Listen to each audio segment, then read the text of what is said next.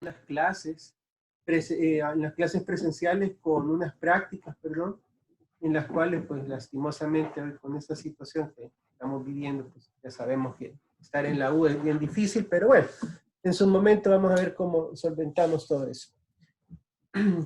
Me gustaría que si tienen algunas dudas de las clases anteriores, pues veamos en un espacio, podemos ahí platicar y explicarles también cómo vamos a trabajar con el examen que tenemos que presentar para este día. Algo sencillo, no se me vayan a preocupar porque he tratado de hacerlo más eh, fácil, digámoslo, pensando pues en la situación que cada uno tiene hoy en día. Pero bueno, empecemos. Con el tema de protección contra incendio, lo primero que vamos a ver son un par de imágenes que hemos vivido en la realidad de nuestro país. Se recordarán ustedes de esto que ocurrió en las Tres Torres hace un par de años. Un incendio en una de las áreas, el famoso incendio de Walmart, no recuerdo exactamente en qué año, pero igual vino a generar una situación bien interesante en cuanto al mecanismo de prevención de incendios en todos los lugares. Fotos reales de cómo quedaron todas las instalaciones después del evento. Y con todo esto lo que vamos a ver ahorita y lo que interesa es conocer un poco la química del fuego, cómo es que se puede originar este tipo de situaciones. Tenemos, lo primero es la química. No somos químicos, no vamos a entrar en detalle, pero es importante que sepamos que este es un fenómeno que se da a raíz de algo químico. Vamos a ver lo que son los factores de incendio.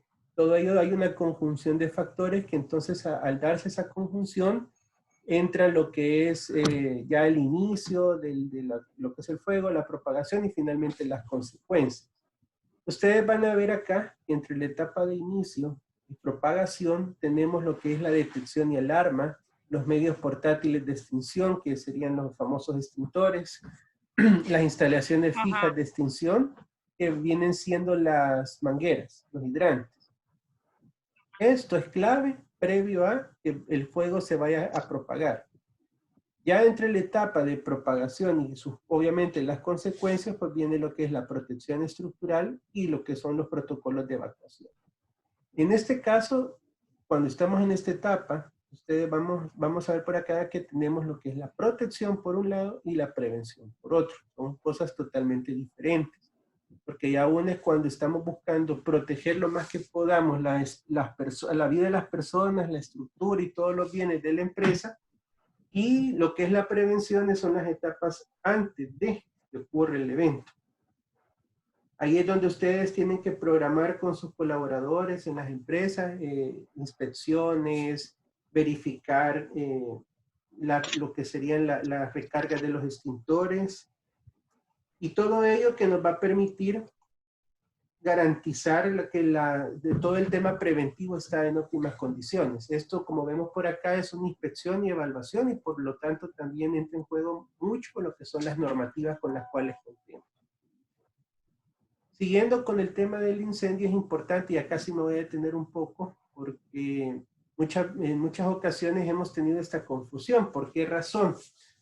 Bueno, para que se produzca el incendio es preciso que se den tres cosas: el oxígeno, el calor y el combustible. Esta teoría, allá por los años 80, principios de los 90, era muy fuerte y eso generó que todo el mundo lo conociera como el famoso triángulo del fuego. Lo que sucedía era que de repente empezamos a ver que atacábamos por un lado el oxígeno, por otro lado el calor, por otro lado el combustible, pero aún así había presencia de fuego. Y era porque no se había identificado un cuarto elemento, que es la reacción en cadena. Por lo tanto, de tener un triángulo del fuego, brincamos a una figura que se le conoce como el tetraedro del fuego. Como decía aquel, el triángulo de 4 lados. Al final es un triángulo de 4 lados y existe esa figura, es un triángulo, pero la vamos a conocer como tetraedro del fuego. Entonces, al introducir ese cuarto factor, que es la reacción en cadena, logramos ya dimensionar de una mejor forma cuáles son realmente los factores que van a generar un incendio.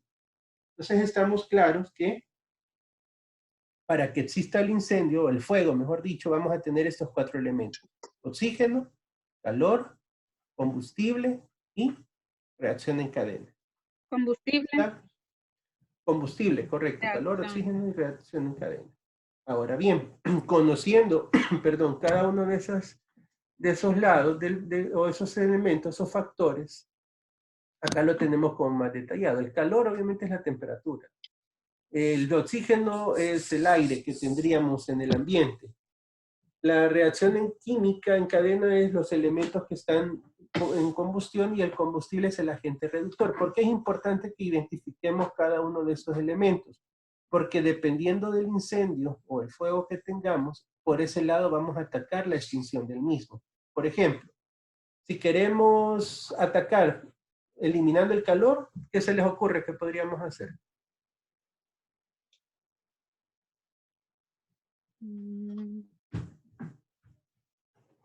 El calor, temperatura.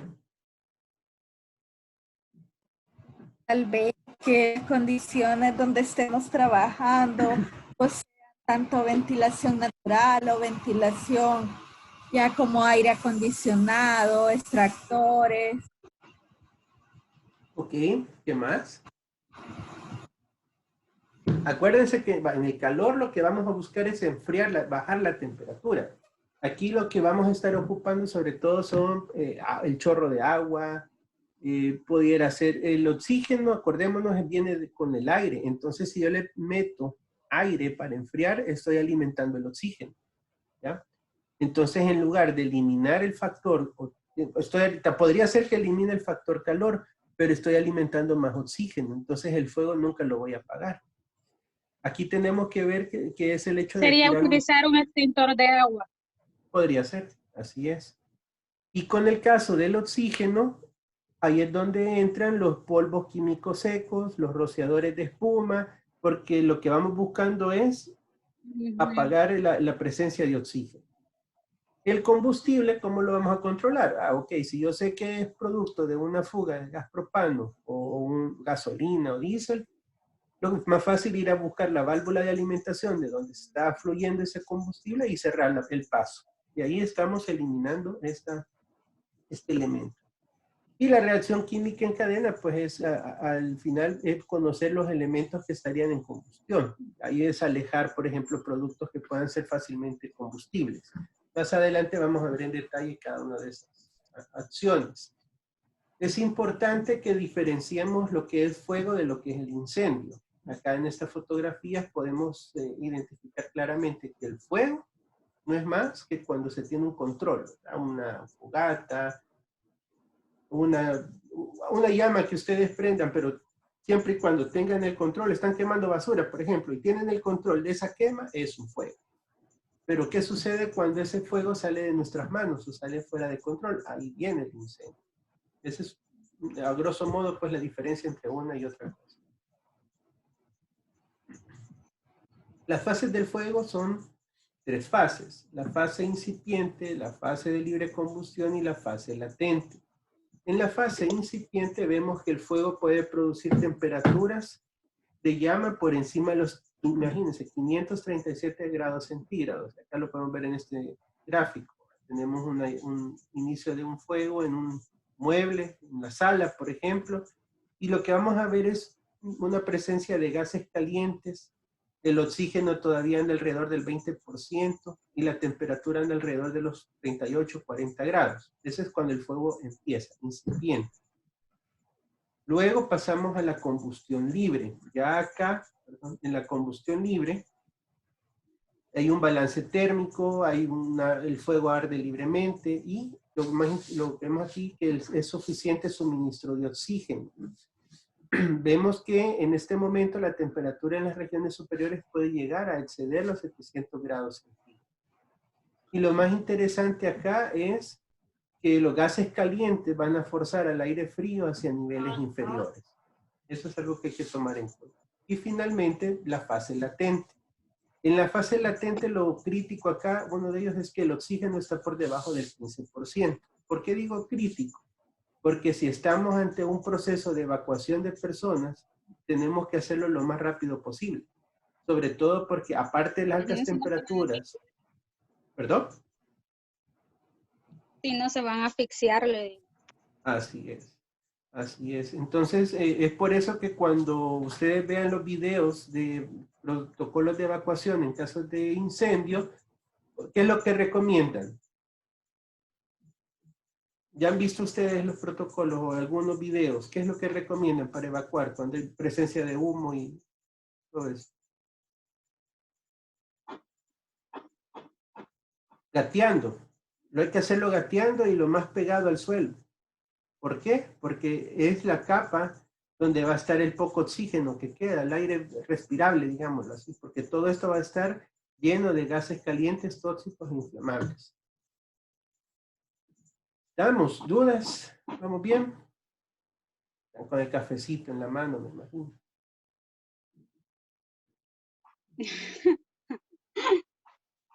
En pijamados, en pijamadas. Ok, sigamos. La propagación del calor. Cuando hablamos de la propagación del calor tenemos tres formas. Conducción, convección y radiación. La pregunta es, ¿cuándo es conducción? A ver si me ayudan acá con sus palabras alguien de ustedes. ¿Cuándo es conducción?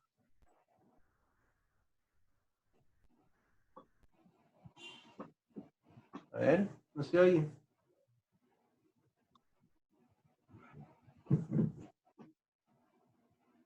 ¿Qué pasa si agarramos una cuchara metálica y la ponemos al fuego? Se calienta toda. Ajá. Y si la tenemos sujetada, nos vamos a quemar, ¿verdad? Entonces, ahí el calor se ha transmitido de la fuente de donde está el fuego a través de la cuchara o del elemento metálico y por conducción nos llega hacia nosotros. Por convección es por el aire, ¿ya? De un punto a otro. Y radiación es, ya lo vamos a ver aquí en detalle. Mira, aquí está, conducción. Lo que les decía, tenemos la barra de metal, ponemos en contacto directo a una llama y esto lo que va a generar, como bien lo decíamos, que se caliente y por conducción se va a transmitir el calor.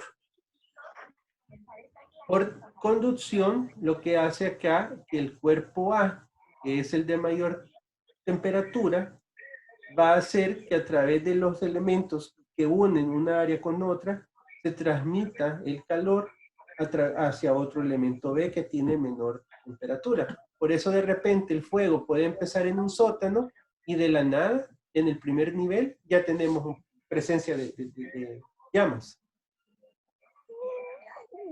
¿Ya? Por la transmisión por conducción. ¿Ya? Sí. Y por convección es la transferencia de calor debido al movimiento del aire o del líquido. Aquí está el mejor ejemplo. Pongan la mano cerca de la candelita, ahí de la llama, la candela, la vela, y por esa transmisión, esa transferencia de calor debido al movimiento del aire, ustedes van a empezar a percibir caliente la mano. Se transmite el calor. Es importante entonces que sepamos identificar esas tres formas de cómo el calor se transfiere de un elemento a otro, porque va a ser la clave para poder interpretar el por qué se da un incendio. Por convección, vemos aquí también el ejemplo de un calentador en una vivienda, ¿verdad? Que por efecto de la convección empieza a calentar todo el cuarto, el área donde se ha instalado.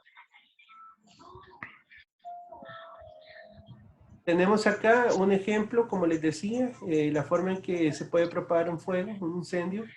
Tenemos aquí en la parte inferior que se inició por alguna razón el incendio y eso va a ir, la dirección ascendente de los gases calientes va a hacer que en los niveles superiores pueda haber presencia de llama.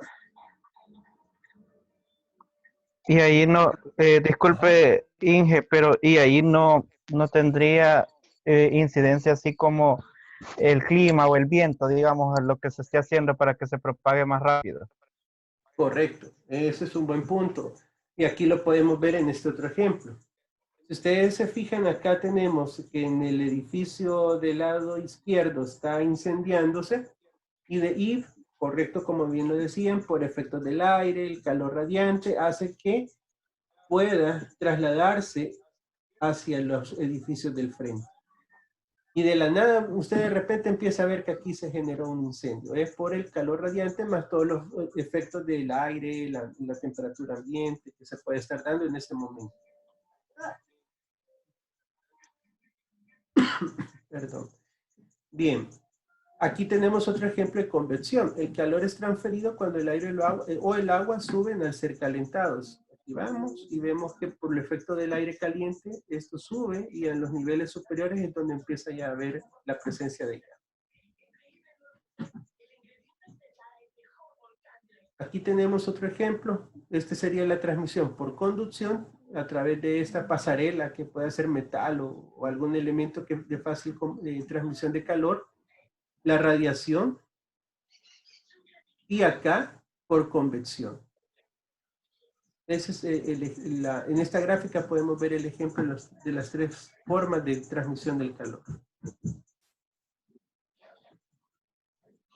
Bien, aprovecho que llegamos a esta lámina porque así les comento.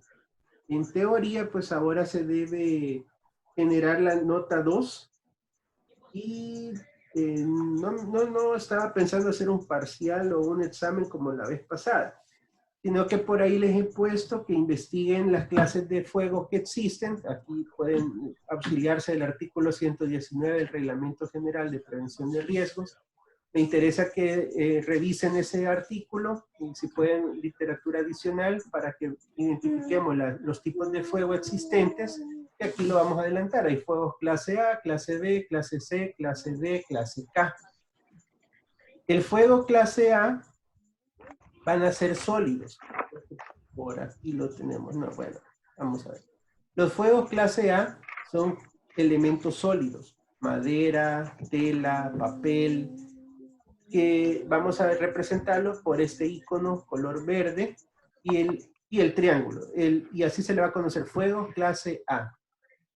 Los fuegos clase B son líquidos inflamables. Acá puede haber gasolina, aunque los vapores son los inflamables, no es tanto el líquido. Todo lo que sea un líquido, por ejemplo, alcohol, igual es considerado como petróleo. ¿Perdón? Podría ser el petróleo.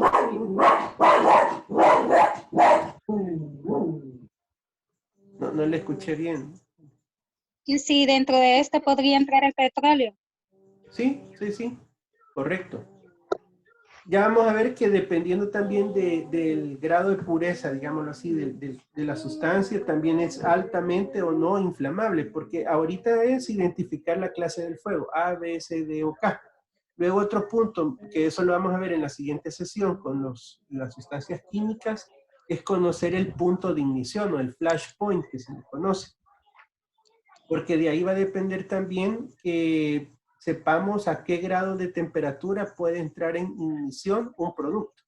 Por ejemplo, el diésel. El diésel muchas veces lo catalogamos como algo inflamable, cuando no, sí lo es, pero a una alta temperatura. O sea, para que un tanque de diésel o algo que contenga diésel agarre fuego, digámoslo así, tiene que llegar a temperaturas bastante altas, a diferencia de la gasolina, que los vapores son bien volátiles y esos son el elemento crítico para que pueda haber el inicio de un fuego.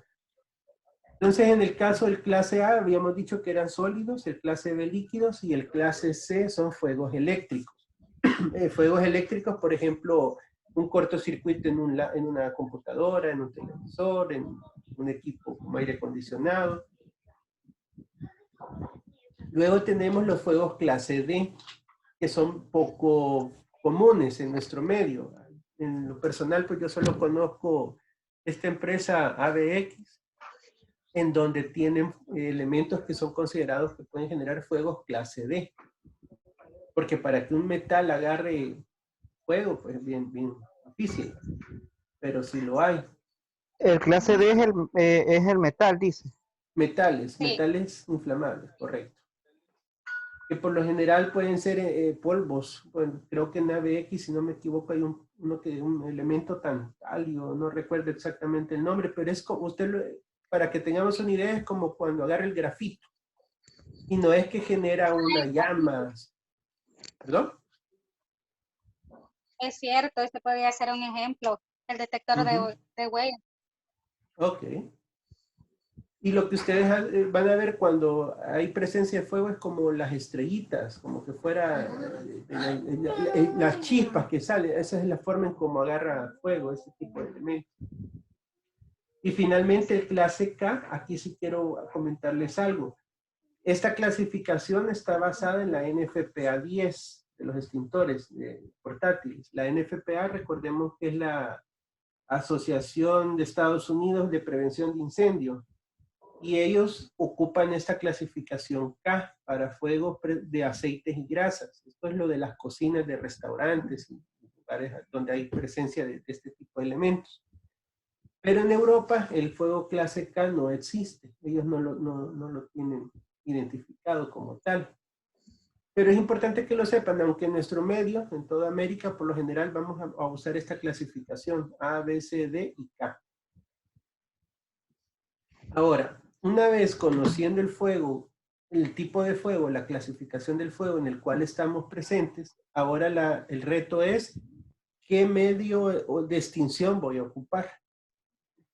En el caso, ustedes van, los extintores más comunes, que me imagino que ya muchos de ustedes lo han de haber visto, son los ABC, que son los de polvo químico seco.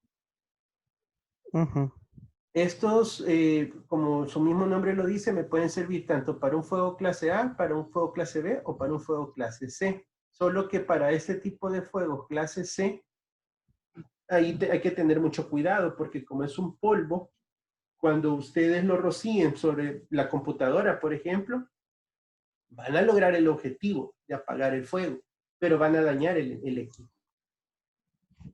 Porque va a quedar un residuo que al final pues, va a dañar lo que es el equipo electrónico.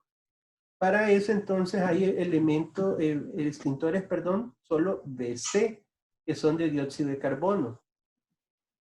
En ese caso no dejan ningún residuo y son efectivos para la atención de este tipo de fuegos.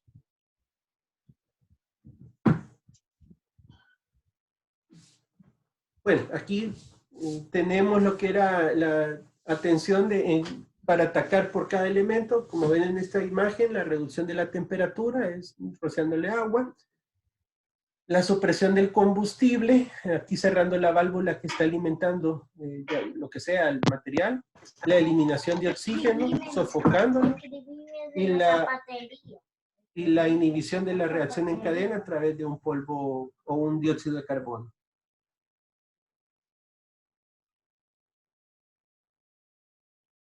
Hola, hola, ¿me escuchan? Sí, sí. Estamos bien, ok. Bien, Sí.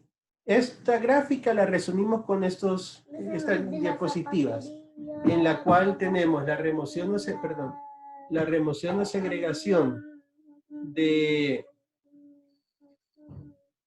lo que es el combustible, el enfriamiento, que es eliminar el calor, la sofocación, que es eliminar el oxígeno, y acá tendríamos la inhibición, que es la técnica que consiste en interferir la reacción química del fuego.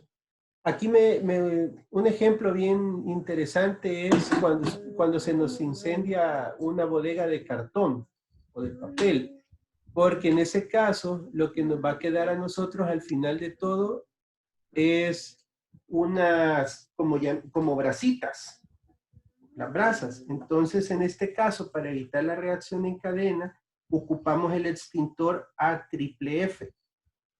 El extintor AFFF es una mezcla de agua con espuma. Cuando ustedes lo rocíen, lo que va a quedar es una capa espumosa que lo que busca es evitar que el fuego empiece así de repente por las brasas que han quedado. Eso es buscando la eliminación de la reacción en cadena.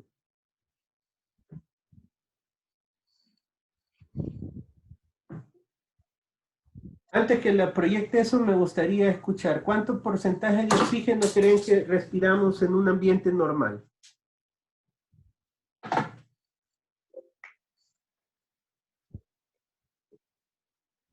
Hola. ¿Cómo dijo? No la escuché. ¿Cuánto porcentaje de oxígeno hay en un ambiente así normal, como en sus casas o acá donde estoy yo? ¿Cuánto oxígeno tenemos? ¿100%? ¿30%?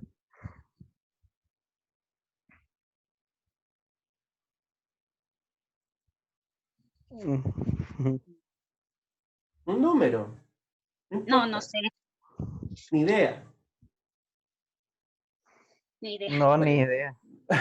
Ok, no hay problema. Bien, miren, la composición del aire que respiramos, la tierra que nos sustenta, no, ahí aparece la oración de la bandera. No, hombre, la composición del aire está de la siguiente manera. No, bien poético. El 78% de lo que respiramos es nitrógeno y apenas un 21% es oxígeno. Un 1% es gases nobles.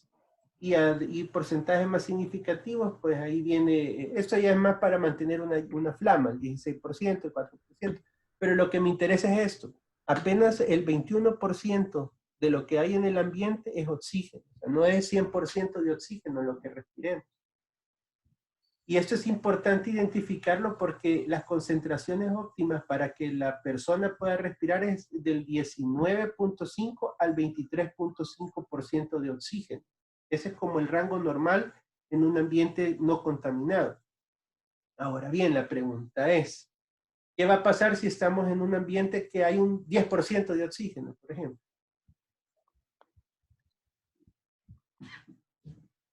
Ajá.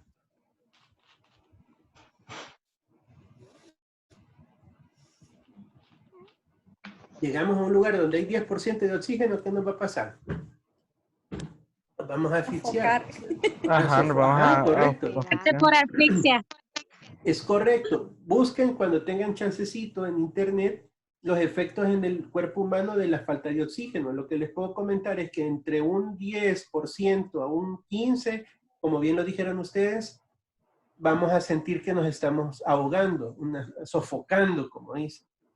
Y a medida que vaya bajando, así va a ir siendo la reacción del cuerpo. En un ambiente de un 6% de oxígeno, lo más inmediato a ver es los labios morados y que la persona empieza a desvanecerse. Pero vámonos a lo contrario. ¿Qué va a pasar, como vemos aquí, en una atmósfera arriba del 23.5 o 23% de oxígeno? Es una atmósfera rica en oxígeno. ¿Qué va a pasar ahí?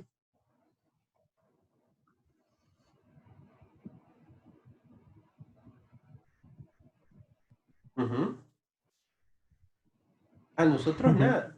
No, a nosotros nada. O sea, nosotros como humanos no nos va a suceder absolutamente nada.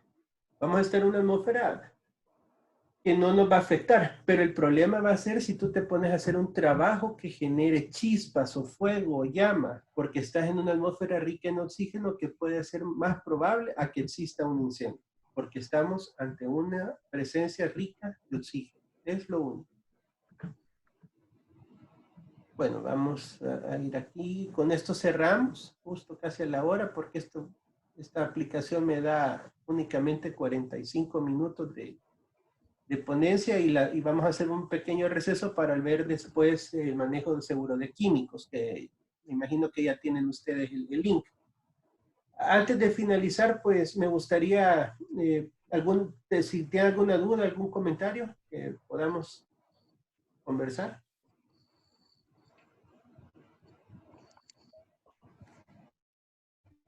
Todo bien. No, todo bien. Todo bien, Inge. Excelente. Bueno, excelente. Sí. Va, entonces, como les decía, ahí en la plataforma les he subido el trabajito que vamos a hacer en estos días para sustentar la nota de esta segunda evaluación. Es trabajar en la clasificación de fuegos, ya lo veíamos en detalle. Ahí solo, porfa, investiguense, dependiendo del tipo de fuego, qué tipo de extintor vamos a usar. Extintor. Ah, sí, para completar la investigación, y eso lo suben y sería la nota 2. Quiero la 4. Quiero la 4. Gracias. Que les ponga 4. No, mentira. Que nos ponga 10, dice que nos ponga 10. Bueno, vale, si gustan entonces... Tengo una pregunta. Dime, Pamela. Con Escuchamos. respecto a las notas, de todo lo que hicimos antes de vacaciones, ¿verdad que no las han subido?